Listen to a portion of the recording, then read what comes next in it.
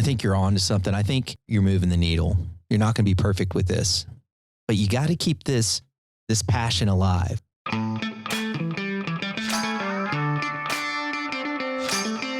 Do you want a wealthy retirement without worrying about money? Welcome to Retire in Texas, where you will discover how to enjoy your faith, your family, and your freedom in the state of Texas.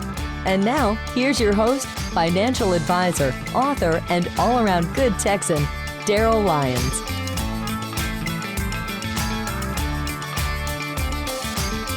Hey, this is Daryl Lyons, CEO and co-founder of Pax Financial Group, and you're listening to Retire in Texas. Thanks for tuning in today. I always have to tell you my disclosure.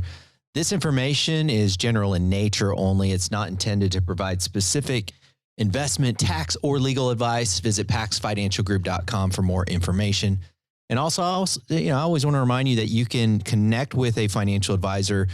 They do have Hearts of a Teacher. You just have to text 74868 and put in the word Texas. It's pretty easy to do and a way to connect with one of our advisors at Pax. So no guests today. My staff, my team has asked me to do some one-on-one podcasts, just you and me. And I did some to start out the podcast to kind of kick it off. And there has been some appetite for me to come back to that. And so periodically now I'm going to be doing some one-on-one. And a lot of the ways I get content is actually pretty fluid, meaning that I feel as though I'm always developing content for my team or our clients. And when we talk about content, it really would be defined about thinking about things slightly differently, giving the context of the environment and relative to what I've experienced having kneecap to kneecap conversations with people dealing with money and life challenges. And so, I've got one of my good friends calls me a thinker. So spending a lot of time thinking about things and developing content. Again, those that know me, I write quite a bit and write for Forbes and other platforms. And so it's not impossible for me to create content. And I really want to be able to deliver that through the podcast on an ongoing basis is what I'm trying to say. So going forward, I'm hoping to take all of that thinking time and all of that time I spend writing and express that through this podcast platform for all of our listeners to be able to digest it. So I'm looking forward to that and sharing that with you mostly next year. So that'll be fun. And I think it'll be great to be able to digest it through this platform and hopefully it'll bring a lot of value to you. So today, what am I going to talk about? So today, specifically, I want to talk about goal setting. And before you check out and say, this is not quite for me, hear me out. I really don't care what age you are. I really, really believe that you can establish goals. And I have been a goal setter for a long time. And I'm not saying I'm good at it. I'm saying it's just been a discipline in my life for really literally over 25 years. It's been a discipline. It's given me a life that has been built by design, not by default. And I'm not of the opinion that somebody is good or bad at setting goals. I'm of the opinion that there's people that either do it or they don't do it. It's not a skill that you are born with. It's something you just have to do. Otherwise, the whirlwind of life is going to push you around and you're going to look back and say, how in the heck did I get here? How is my financial situation? How did it develop in such a way? Where did all my money go? You're going to ask yourself, where did all my money go? 5 years ago, I made all this money over the last 5 years. Where did it go? Why am I overweight? Gosh, 5 years, last 2 or 3 years. My kids, I don't have a relationship with my kids or my grandkids. I've always wanted to learn the guitar, Spanish. And so as far as I'm concerned, we all have one or two, I guess the way I would say this is we suffer from one of two pains, either the pain of discipline or the pain of regret. And so I'm going to put together a conversation for us today. And I'm going to talk about ways that you can look back in 2024, whenever you listen to this podcast a year later and say, I have no regrets. I did the best I could. I did the very best I could. And y'all know that I read scripture. And you know that a man's heart plans his way, but the Lord directs his path. I'm very much aligned with that. I set my goals and then the Lord works it out. But I don't want you to have a regret a year from now. So as far as I'm concerned, it's time. It's time for you to do things differently. Because the way you've been doing it before, how's that working for you? Let's do things differently. And here's how I want you to start it out. And you can come back to this podcast if you want to. You might be driving right now, so if you want to do it with a pen and paper.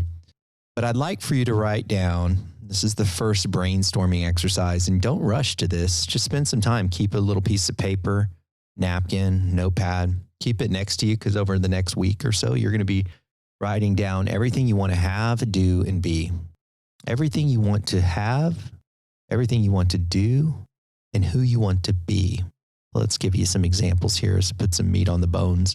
I want to have an emergency fund. Let's say 3 times your monthly expenses. I want to have a new kitchen. Right? I want a kitchen remodel. Let's move on to do. What do I want to do? I want to go to Israel. That's what I want to do. I want to run a half a marathon. That's what I want to do. Heck, I just want to walk a half marathon. That's what I want to do. Who do I want to be? I want to be a role model to my kids. I want to be a role model to my grandkids. I don't want to be addicted to anything. What do you want to have? What do you want to do? And who do you want to be 12 months from now? 12 months goes by like that. What do you want to have? What do you want to do? Who do you want to be? Zig Ziglar said it once. He said, before you can have, you got to be. And before you be, you got to do. I'll let that settle with you for a little while. So now that you have your haves and do's and be's and you're brainstorming, you're thinking about this, you're asking questions to your spouse, your partner, your significant other, your friends, your family, you're asking about this idea of having, doing, and being. Now that you've done that, now here's the next exercise. I want you to think about different areas of your life. And I want you to categorize your have, do's, and be's into the following areas. And I've done this several different ways. You can do it however you want to do it, but let's think about yourself from a health perspective. Next year, what do you want to have, do, or be? Let's just put one in this category, maybe your best one in the health category. And we're actually going to call this, for a second, temporarily, we're going to call this a goal. I am going to change the name, but let's call this a goal. What's your goal for your health over the next 12 months? Let's say I want to weigh, I'm making this up, 200 pounds. That's your goal. Health category. Let's put another category in there. Let's call this the financial category. What's your goal? Well, I want to be debt free, pay off the credit cards, pay off our house. Okay, that's your goal over the next 12 months. Let's consider spiritual goals. I think to really be a balanced person, you know, spiritual goals. What's your goal there? Well, I really want to, read the Bible. What about rest, recreation? I'd put goals there. What about community? That whole loving your neighbor thing's kind of important. I often put intellectual goals. So you could put something like I want to read a book, or I want to know more about former presidents. Making stuff up just to kind of give you some guidance here, but different goals, like different areas of your life. Trying to think, there's a handful of others that I keep vacillating between, but family would be an important one. Marriage would be another important one. I would say your biblical community, like people around you that pour into you, that would be another one. So those are just some ideas on how to categorize. I've gone as high as having 12 different categories and as low as having 9. So having different categories of your goals. By the way, if you want all these categories, I did put a sample in the book, Small Business, Big Pressure, talking about these categories. So you can jump into that if you haven't grabbed that book yet. But it's not difficult. You have different categories and just keep it real simple. Now what I want you to do is I want you to scratch out the word goal and write desire, because these things that you wanted to do, the things that you put down, they're not really goals. They're desires. They're not goals. They're desires. You put them down as goals, but they're not goals. They're desires, because these are things that are outside of your control. The things that you just wrote down, these are things outside of your control. So now let's actually put goals down. These goals will correspond to that desire. So as I just said, let's say I want to weigh 200 pounds. That's my desire. That's not my goal. The goal would be, here, this is key. This is what successful people do. I'm telling you, this is what they do. The goal would be to clearly articulate the key activity that, if done consistently, would increase the probability that that desire would occur. The key activity that, if done consistently, would increase the probability that that desire would occur. So as an example, in this 200 pound, I want to weigh 200 pounds, then what's the key activity that would increase the probability that that desire would occur? Well, what about intermittent fasting every day? What about working out 4 days a week? You don't have to put a lot of them in there, maybe just one, because we're course correcting habits, but put one key activity that you can control, that's specific, measurable, achievable, very realistic. Make sure it has those attributes, usually a number associated with. Basically, what's that goal that can increase the chances that your desire would occur? Very key element to this. And so now let's go, I want to be a role model to my grandkids. I'm going to make that one up. That's the desire. So now what's the goal? What's the key activity that would increase the probability that you would be the role model? Because you can't control being a role model, but you can increase the probability to be a role model. Well, what about, I'm going to make this up. What about sending them, let's say they are teenage grandkids, sending them a text, an encouraging text every Monday. Hey, this is your Monday text from Grandpa. I just want to say I love you and I believe in you.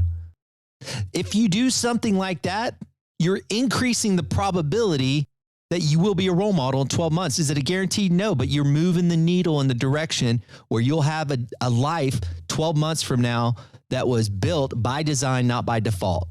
Default would be like your grandkids, they know you, they like you, you just don't know. Let's go to a different one. Let's go biblical community.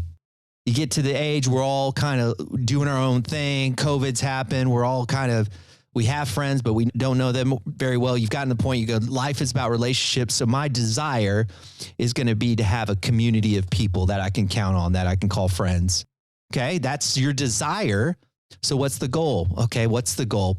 Okay, well, the goal is for me to call one person each month to have coffee with that person and to start building my community and to be, let's say, as a part of that conversation, I'm going to be courageously vulnerable.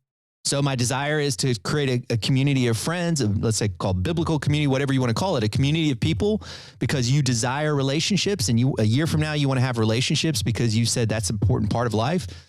So now your goal to increase the probability that that happens is you're going to set up a cup of coffee each and every month, and you're going to be courageously vulnerable with somebody that you want to build a community with. So for every desire, you can have 5, you can have 15. I don't care. I like to have, by the way, there's been some good research on this stuff. The more you do it, you actually increase the ability to be better at this. So if you're starting out with your goals and desires to have like 3 or 4 going into next year, you're going to find you're going to build on that. So you'll eventually have 9 or 10. But do what you think. Here's the key element to this. Do what you think has a 75% probability of success. That's kind of how I quantify this thing. So whatever desires you put down and every corresponding goals that you put down on a scratch piece of paper, you can do Excel spreadsheets, however you want to do this thing. What you want to do is you want to make sure that you have about a 75% chance of success of accomplishing this. 50% chance, that's a stretch goal. 100% chance you're not pushing yourself. You're just kind of leaning into your existing habits. So you're going to be the same person 12 months from now.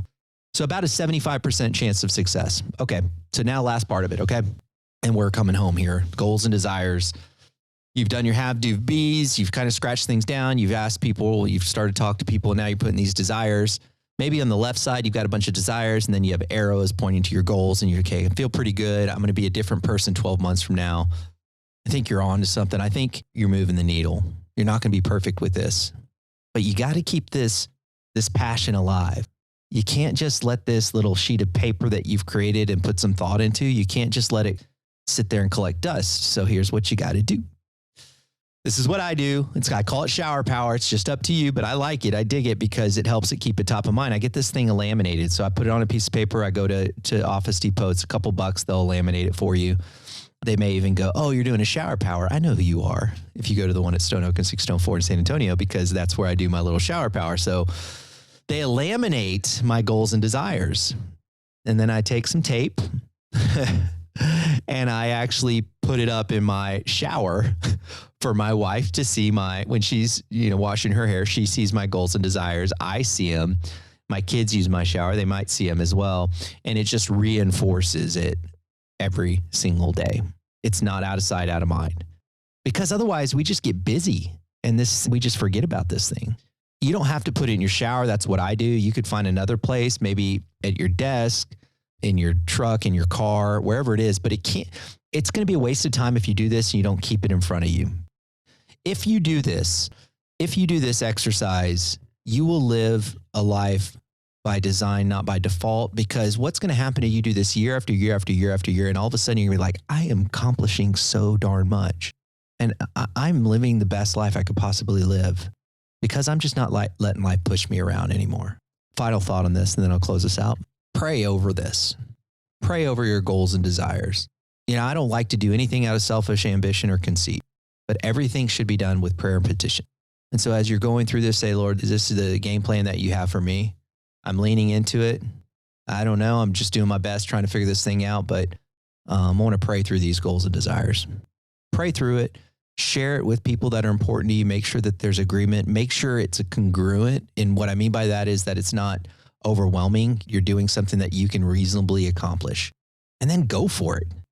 Just go for it. Get it done. You can do this. And I don't care your age. If you do this over the next 2 or 3 years, you're going to wake up and say, I had no idea I had this in me. It's in there. You just have to be intentional about it and then get it done. All right. Well, thank you all for hanging with me to the end here. And this is an important piece of financial planning, believe it or not, is saying, hey, we've got something to accomplish. If you got a lot of credit card debt, we've got to come up with ways to accomplish it and do what we can control. And then the money stuff trickles into life stuff. And here we are doing a whole session on goals and desires and much more than financial talk, but real life talk. So I hope you enjoyed it today. And as usual, I just want to thank you for hanging with me. And I want to remind you that you think different when you think long-term. Have a great day. This is thepodcastfactory.com.